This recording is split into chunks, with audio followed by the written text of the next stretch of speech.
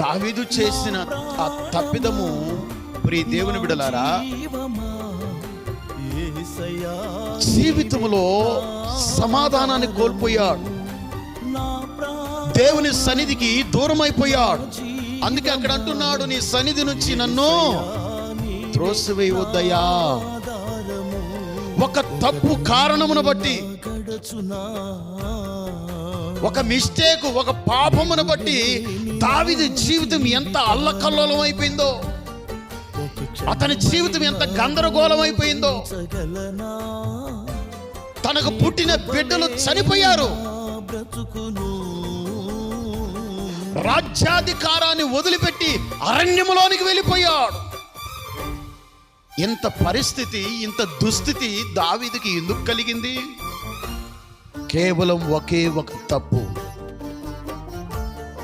కేవలం ఒకే ఒక మిస్టేక్.